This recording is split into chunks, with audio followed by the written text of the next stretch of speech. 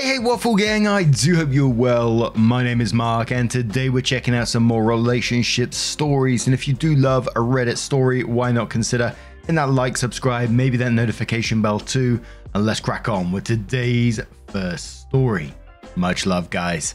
Now, before we do get into the story, I just want to mention that in the original story, the OP just used initials for names, and there was like 4 names, I think, and my head can't deal with that, so I've replaced them with actual names. So if you read it and you're like, that's not what I read, then that's just so you know.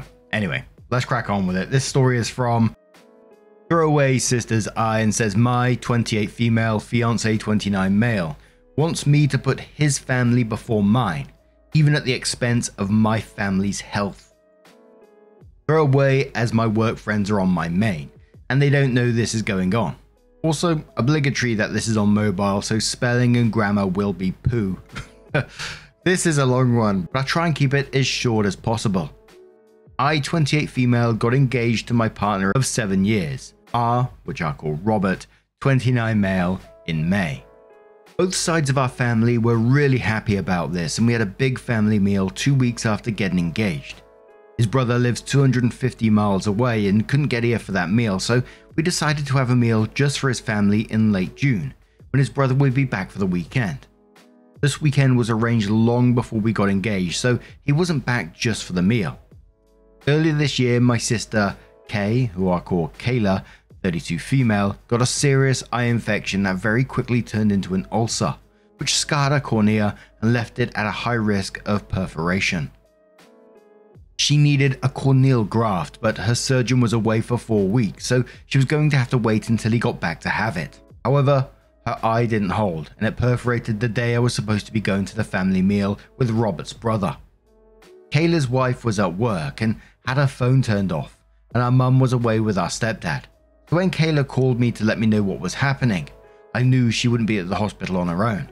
I immediately talked to my boss, and he let me go early so Kayla wasn't on her own. I text Robert to let him know what was going on, and he texted me back to send Kayla his love and to remind me about the meal that night. I ignored the comment about the meal as it was the last thing on my mind. Once I got to the hospital, I was taken back into a room where Kayla was, to be greeted by 3 doctors and 2 nurses rushing around trying to help Kayla. I was then informed that she needed to have an emergency operation to have her eye glued, or else she would lose it. The problem was they didn't have a surgeon at that hospital that could do it, and she needed to go to another hospital about an hour and a half away.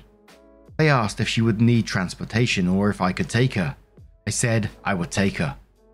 Once we got to the other hospital, we were told that she'd be having the operation at about 5:30 p.m. I knew that I wouldn't make the dinner and texted Robert to let him know. He flipped out and basically told me to leave Kayla at the hospital and have her wife pick her up when the operation was done. At this point, I still hadn't been able to get hold of Kayla's wife. I told him that wasn't going to happen and that he was out of order to even ask me to do that. I then texted his mum and told her what was going on. She was really supportive and told me to stay with Kayla and let her know how the operation goes. A dinner can be rescheduled. Kayla's health can't. I also spoke with his brother, who was equally as understanding. I stayed with Kayla. Her operation was a success and I got her back home about 9 p.m. Her wife had ordered some Chinese and offered me some, which I happily accepted as I hadn't eaten since lunch. With that, I didn't get home till about 11 p.m. and Robert was already asleep. Robert was very short with me for days after, and we ended up having a huge fight where he told me that I should have put his brother and family before Kayla. He said he was embarrassed going to the meal without me. I responded that I was embarrassed he thought I would put a meal before my sister's health. This led to another week of awkwardness between us before we finally sat down and we sorted it out, or so I thought. 8 weeks ago, Kayla got her graft, and so far everything is going really well with it. On Saturday, his brother was here, so we went out for dinner with his family. His family were all asking about how Kayla was doing, and I showed them a picture of the stitches in her eye. I thought that everything had gone really well until we got home, and he got really angry, saying that I shouldn't have brought up Kayla's health issues and I shouldn't have shown them the picture. I argued that they asked about her and asked to see the picture. It ended up with him telling me that I needed to put him and his family before Kayla, or else we weren't going to work. His family will come before mine once we are married, so I should get used to it. I went upstairs and packed a bag. I'm now at my mum's house, and he's been bombarding me with texts and calls since I left. I do love him, but I will never put his family above my own family's health. I feel like he's expecting me to spend every holiday with his family and put their wants above my family's needs, which won't happen. I'm very close to my sister and my mum. That's not going to change. So I don't really know how to move forward, or if I even want to. Has anyone experienced anything like this before? If so, how did you deal with it? Now, I'm really curious as to what the guy's mum will say about this, because when OP initially texted her the first time around, she was like totally understanding and saying, dinner can be rescheduled, Kayla's health can't, which is absolutely the right response to that. He should be supportive towards her, saying, how can I help you? Is there anything I can do at this moment to help you and your family get through it? But the fact that he gave you an ultimatum saying, you have to prioritize my family or we're not going to work, he's made that choice himself. You know what you need to do here. It's as simple as that for me. If someone came up to me and told me that I need to prioritize, their side when my family's having a medical emergency, just shows me where their priorities lie. I find it interesting though that you said that you've been together for 7 years. Has this behavior not come up before? Which I'm hoping we find a bit more information about, but Brief Horror says you did exactly what you should do. I'm revolted by his behavior. You should call his mother and tell her what he said and why you're cancelling the wedding. Lost deposit costs are less than what divorce costs. OP responds that and says, we haven't booked anything yet for the wedding, so that isn't an issue. The only issue would be the house, as it's in my name. But with him living there for so long, I may have to pay him off. I'm not 100% sure how that would work though. Mustang says if a spouse can't understand emergencies come up, it will be a hard marriage. Parents get old and need help. Brothers and sisters get sick and worse. It sounds ridiculous, and what you need to find out, is he mad on his own, or is it because his family is mad at him, which is even worse. OP says his family are amazing, and they have no issue with me missing their dinner, and have been supportive through all of this. His mum even dropped off a shepherd's pie to my sister and her wife the week after she had a graft to help out a little bit. It was just him. His mum and brother are furious with him right now because of his attitude. Another commenter, his impending boldness, replies to OP saying, I don't know how to move forward with it. And the commenter says, you don't. You let him know this is a showstopper. Tell him to go argue with his mother about it. If she doesn't change his mind, it's over. Can you keep his family and dump him? They sound like nice, caring people, to which OP says, I wish I could. His mum is honestly one of the best people I've ever met. She did warn me in the beginning that Robert is like his dad, who I've never met, but I hadn't seen that until this happened, and I think I knew what I needed to do before I came here. But it's hard throwing 7 years of my life away. And I'll read the comment below that one because I think it's a good response to when people think that they're throwing their life away. Unlikely Candle says, you aren't throwing 7 years away. Those years are significant and full of good memories. You learned and grew as a person. And after some time, you'll be able to look back at the relationship in its entirety, and you will see it very differently. And one more comment from a deleted user who says, his mother and brother warned you that Robert was not a good man in the very beginning. When a man's own mother and brother, usually the most important people in a man's life, warns you not to pursue a relationship with him, there is a good damn reason. His mother and brother sound like amazing people. It's too bad that you chose the wrong brother. The brother who takes after the man who abandoned his wife and 2 sons. His own family doesn't even want you to put them above your own family. I think that's what Robert meant when it comes to family is him.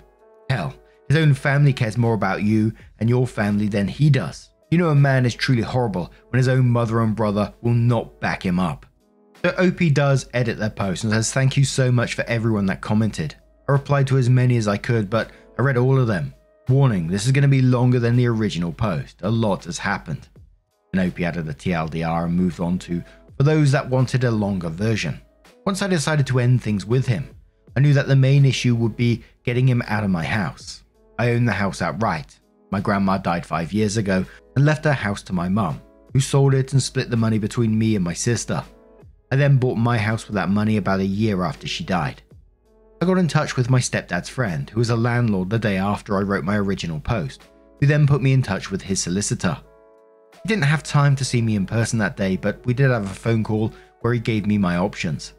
In the UK, we have something called a Section 8 notice. This is a 14-day eviction notice, and the solicitor said this would be the quickest way to get him out. However, he could try and contest it if he wanted to, which would lead to court dates and could take months. I asked him to drop the notice and date it for Friday, the next day. I'd already made the decision to end things with him after work on Friday so that he could have the weekend to sort through his emotions before work on Monday. On Friday morning, I text Robert and asked him to meet with me at our local pub after work. He quickly agreed. Not only is the pub a public place, but my stepdad and a few of his work friends go in there every Friday after work for a few pints, so I knew he would be there to step in if I needed him. Thank you for suggesting this, Redditors. I also picked up the eviction notice on my lunch break, so I was ready to give it to him. Cost about $250, but was worth it. When I got to the pub, Robert was already there and my stepdad stood at the bar with his workmates. I sat down with Robert and got straight to the point. I told him that it was over. I couldn't be with someone who didn't give me support when I was going through one of the most scariest moments of my life and expected me to drop my family for his. It didn't matter what excuses he could come up with. I wasn't interested. I'd made up my mind and we were done. He stared at me in shock for what felt like an hour, but was probably only a minute or so. He then started saying that I couldn't be serious. We've been together for 7 years and I was throwing it all away. I could never find another guy like him. I responded to the last comment with, I don't want a guy like you, that's why I'm ending it. I need someone who will support me when times get tough, not get annoyed that the world isn't bowing down to what he wants. I then handed him an envelope with the eviction notice in and my engagement ring. I told him I was giving him a few weeks to find a place and be out of my house. Then I stood up and walked over to my stepdad, who had bought me a much needed drink, and stayed with him until my ex left, still looking in shock. I knew he wouldn't approach me while I was with my stepdad, as he's always been a little scared of him. This is obviously a very condensed version of what happened. Once I got to my mum's house, I had one single text from him saying he wasn't moving out and was going to contest the eviction until I'd come to my senses and got back with him. We are not over, was how he ended the text. I just turned my phone off and decided to deal with the legal side of things on Monday. There was nothing else I could do. Saturday morning I woke up and turned my phone back on and had another text from him saying that he would move out if I paid him £10,000, as that's what he'd paid towards the bills whilst he had lived at the house. He paid for half the electric, gas, Wi-Fi and Sky package. Note, the Sky package is only as expensive as it is because he had to have every sports channel known to man, so his half literally just paid for the sports channels. I'd already asked the solicitor about this though, and he had assured me that I didn't owe him any money, as he hadn't contributed to a mortgage or any renovations of the house. It was just general expenses. He also knew that I don't have £10,000 just lying around. Let's just say I was irritated by this and decided to ring his mum to see if she could talk some sense into him. I call his mum S, who we'll call Sandra, to make it easier. She was appalled by what I told her and said she would speak to him. She called me back an hour later and asked me to meet at her house. Robert was on an away day to watch his football team play and wouldn't be back until about 10 PM, so I knew he wasn't there. I met her at the house with Kayla, and Sandra said that Robert's brother was on his way back home and they would have Robert out by the following afternoon. She hadn't even spoken to Robert, just his brother, but she promised that he would be out. Sandra then asked to walk her through the house, showing her exactly what was his and what wasn't, so he didn't take anything that didn't belong to him. The next morning I got a text from Robert calling me all names under the sun for getting his mum and brother involved. I blocked him, and a couple of hours later, Sandra texted me to let me know he was out and staying with her. I thanked her and she told me that she would like to stay in contact, and I happily agreed to this. I went back to my house after work on Monday, changed the alarm code, and my stepdad changed all the locks for me. My stepdad is also arranging for a friend to install cameras around the outside of the house. This will be done over the weekend. Sandra rang me on Tuesday asking if we could meet up, and she had some things she wanted me to know. So we met for lunch that day. It was at this time she told me her ex was a controlling asshole who was incredibly selfish, and the selfishness what she had seen in Robert for so long. That's why she had commented on him being like his father. But she had hoped that was the extent of Robert's attitude, and he hadn't picked up on his dad's controlling behaviour, which to be fair, he hadn't up until this whole episode. She had left Robert's dad after he had punched Robert's brother in the face when he was 14 and Robert was 10. He'd never laid a hand on her or their sons before, but one time was enough and she left with the boys. To her knowledge, her ex had never reached out to speak to Robert or his brother, and they hadn't spoken to their father in years. I didn't know any of this. All I'd been told was their dad wasn't in the picture and hadn't been for a long time, but Sandra had thought I knew, and that's why she hadn't told me before. However, she had found out on Sunday night that Robert was back in contact with his father and had been for the past year. His dad had been putting lots of thoughts into Robert's head about how he is the man of the house and his family is all that matters. This had fed into Robert's selfish tendencies and had amplified them tenfold. Sandra said that she had told him to find somewhere else to stay ASAP, as she couldn't even look him in the face. Then Robert and his brother had a huge argument that ended with his brother telling him that as long as Robert is in touch with their dad, he will have zero contact with him. Even going so far as to tell him to spend Christmas with their dad because Sandra is going to his house and Robert isn't welcome. When Sandra took Robert's brother's side in all this, Robert flew into a rage and said he would move in with his dad. He then left the house, but came back a couple of hours later looking like he'd been crying. Turns out that his dad doesn't want him living with him and basically said he could be on the street for all he cares. He's not putting a roof over a grown man's head. Sandra thinks that Robert is now starting to realize everything he has lost due to him listening to his dad and has seen his dad's true colors. Sandra is incredibly disappointed in him, but he's her son, so she is trying to be there for him as best as she can. However, she still wants him out as she doesn't trust him anymore. His brother still won't have anything to do with him. She's also told him to stay the hell away from me, as I don't need to be brought into this, and he has promised her that he will. Only time will tell if that's true, but I do have him blocked on everything. If he turns up to the house, I will just call the police to get rid of him. There's more that Sandra told me about what had been going on behind my back. The more Sandra told me about what has been going on behind my back, the more resolute I've become about wanting nothing to do with him. I never want to see him again, if I can help it. So all in all, Robert's life is a shit show. But as long as he stays away from me, then I don't care. I've been spending a lot of time with my sister and her wife as well, and my mum and stepdad, which has been great. I've never really been close to my stepdad, but this has brought us a lot closer together, which has been one huge positive out of all of this. I'm not exactly happy right now, but I get there. There's still a lot of feelings that I need to unpack, and it will take time to move forward from this whole situation. I don't think I'll be dating for a while. I need to really get over all of this and don't want to dump this on anyone else right now. For all those asking how Kay is doing, she's doing great. Had a hospital appointment on Monday and her consultant said her eye is healing. In his words, marvelously, so that's a relief. Thank you to everyone who reached out to me.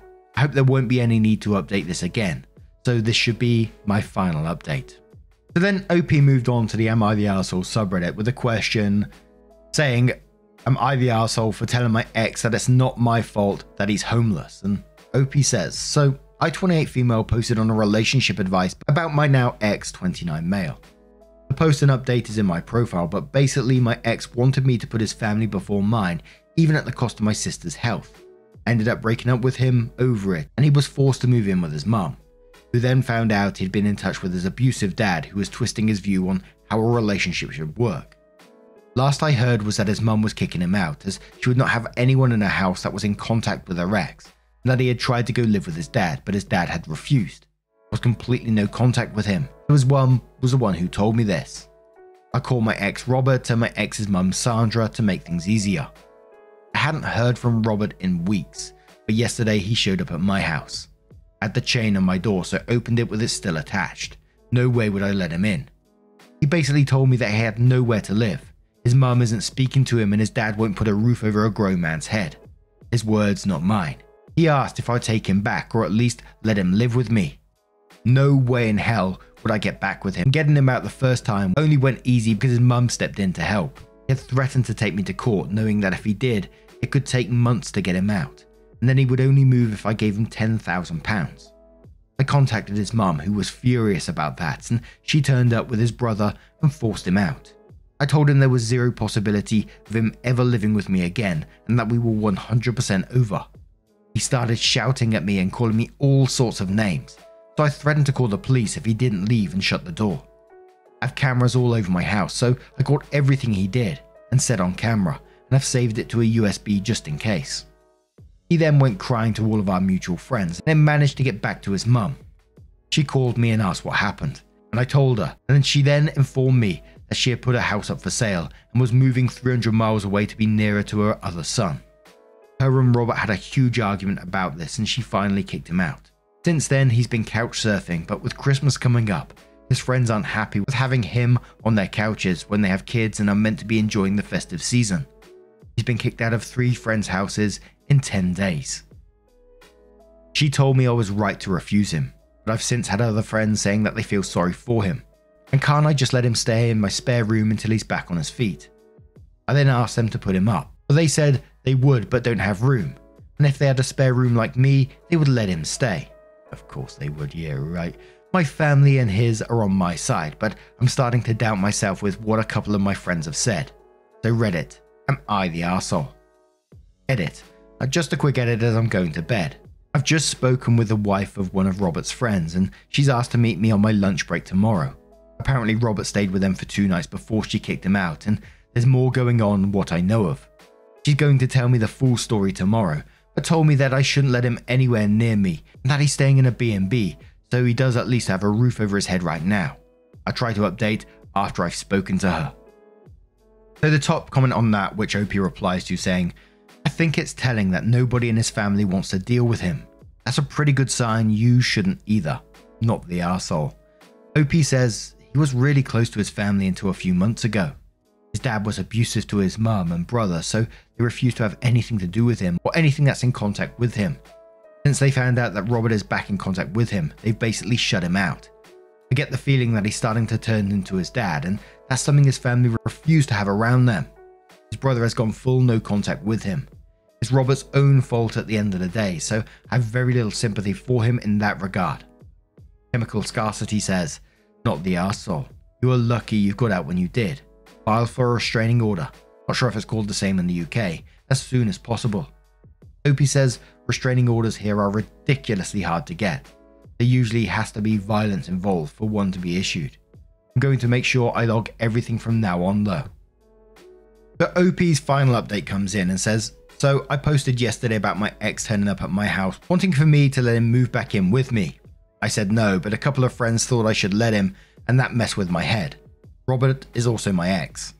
A few people told me to change my lock, etc. I did that and changed my alarm code as well, as my stepdad got his friend to put up 4 cameras around my house. I'm also going to start shutting the gate so that no one can walk up to the house without ringing the bell there first. I put in an edit that I was going to be meeting one of Robert's friend's wives for lunch today, and I have to say that it was informative for sure. I'll call her N, which we will call Natalie, 30 female, and her husband Zed, which we will call Zach, 29 male. So I went to meet her on my lunch break at a cafe near my work. There's a place a lot of my co-workers and I go to, and I know the staff there as well. A few Redditors thought that she might bring Robert with her, so I wanted it to be somewhere I feel comfortable and have backup if needed. Turns out I didn't need to bother about that. When I got to the cafe, Natalie was there on her own. I grabbed some lunch and a drink and sat with her. We went through the usual small talk before she started telling me what had been going on. Robert had rang Zach on Thursday morning saying he had nowhere to go and could he stay with them for a few days. Zach spoke to Natalie and they agreed he could stay in their guest room. Robert went to their house after work and they had a long talk where Robert told them he has a flat lined up but he can't move in till January. Zach and Natalie agreed to let him live with them until January as long as he followed some basic rules and paid for his own food. The rules were things like no bringing women back there, and if he went out drinking, he had to be quiet when he got back so he didn't wake their daughter, who's 6. He agreed to all this and paid for a Chinese for them all that night. The next day after work, Robert went to meet his dad in the pub for a few pints. When Zach and Natalie went to bed, Robert still wasn't home. They were woken up about 2 in the morning by Robert arguing with a woman. Apparently Robert had met this woman in a bar, took her back to Zach and Natalie's house, got his pleasure and then told her to get dressed and fuck off once he was done. She'd gotten angry, which started an argument where Robert was saying some horrific shit to her. Natalie took the woman downstairs and got her a taxi while Zach stayed upstairs arguing with Robert. Once Natalie had gotten rid of the woman, she went back upstairs and tried to calm Zach and Robert down. At this point, Robert decided to take out his frustrations on Natalie, calling her a bitch and telling her to do something useful and make him a sandwich before bursting out laughing like he made the funniest joke ever. This made Zach lose it and pinned R to the wall by his throat. Side note, Robert isn't a fighter at all, where Zach was an amateur boxer in his youth and can handle himself well. Natalie managed to get Zach to let him go, and Robert was shoved into the guest room and told to sleep off his alcohol. It's a miracle that Natalie's daughter didn't wake up during this. The next morning, Natalie got their daughter ready and went to her mum's after telling Zach to get Robert out of their house. Zach agreed, and after N left, he woke Robert up and told him to pack his shit and leave. Robert tried to apologize and begged to stay, but Zach was having none of it and kicked him out. Going off the timing, I think he left there and came straight to my house. On Sunday, Zach texted Robert to meet up so they could speak, and they met in a pub. Zach has been friends with Robert since they were 11 and has never seen him act like he has been doing, so he wanted to find out what was really going on. He managed to find out the truth out of Robert. Basically, Robert has been in contact with his dad for a lot longer than he told us. By this point, it's over 2 years. His dad is a raging misogynist that believes a woman's place is in the kitchen and bedroom. A man's place is to rule the house and be waited on hand and foot, as well as deciding who can and can't be in their lives. He's been dripping this poison into Robert's ear and it's really taken a hold of him. Zach told Natalie that he doesn't recognize Robert anymore. Robert wants to start living his life the way his father told him he should. When Zach pointed out that Robert's dad is 62, living in a shitty one-bedroom flat, not having a real relationship since Robert's mum left him, has no friends, his family doesn't speak to him, and that he's the type of guy who when he walks into the pub, people finish their pints so they can leave and get away from him, Robert was furious. He told Zach that his dad is just misunderstood. Zach responded that people understood his dad and that's why they stayed away from him. He's toxic. This pretty much ended their conversation and Robert left. Zach did find out that Robert does have a flat lined up for January. So that was true, and he's found a B&B he can stay in till the flat is ready at a minimal cost. Zach and Natalie have decided to go no contact with Robert as they don't need that toxicity around them, but especially not around their daughter. A few Redditors has said it sounded like Robert was on drugs. So I asked Natalie what she thought, and she doesn't think so but can't be sure. She and Zach think that Robert is just so far under his dad's thumb now that he's completely changed as a person. He believes that everything his dad says is gospel. She did let me know that Robert has a burner Instagram account that he is using to check on my Instagram, and I immediately made my account private. He had said something about seeing me waste money on a stupid amount of Christmas presents when I couldn't help him out to Zach on Sunday. I've been to a Christmas market on Saturday afternoon and posted pics on Instagram. All of this just made my resolve stronger that he will not be getting anywhere near my house again. It also made me realize that I don't have any feelings for him anymore other than frustration at how he's been acting and some sadness at how far he's fallen from the man I once knew. I thought that hearing he had another woman in his bed would annoy me, but there was just nothing. I couldn't have cared less. I thanked Natalie for the info and we agreed to keep in touch. We won't be as close as we were when I was with Robert, but it feels good to have someone who knows the entire situation and has seen Robert's behavior with his own eyes. There were also some Redditors that told me to ditch my friends that had told me to let him stay with me. Unfortunately, I can't ditch them completely as they're part of the friend group and that would just cause unnecessary drama. But I will be keeping my distance from them and only talking to them when part of the group. I'm currently at my sister's and we're going to watch a Christmas film to get us in the mood to decorate all our houses this weekend. So I will be on and off for the next few hours if anyone has any questions. Thanks for the votes and giving me some perspective. Reddit isn't all that bad. And the top comment on this one, to which OP responds to again, saying, the misogyny and abuse probably runs in Robert's family. I wonder if on some level, the son adopts the ways of the father to be accepted and loved. Robert's father is probably not capable of love, so if the son acts horribly and is given praise for it, he might misinterpret it as love and finally figures he's getting his father's approval. Just a theory. Who knows what actually goes on in these sick families. Sad. Opie said, I was talking about this with my sister before. She said that she thinks he's behaving like he is to get some sort of validation from his dad. I knew that he missed having a dad growing up, as we had talked about our shared experience of that. So you are probably right in this regard. I just know that one day he will wake up and realize everything he's lost of his and his dad's actions. I also don't think it helps that he wasn't abused by his dad. His mum and elder brother protected him from it. So his memories of his dad from his younger years are largely positive. Breaking all your positive relationships around you. I'm talking about the fiance here. Breaking off the relationship with your mum and brother who sound like decent people. With your potential future wife as well.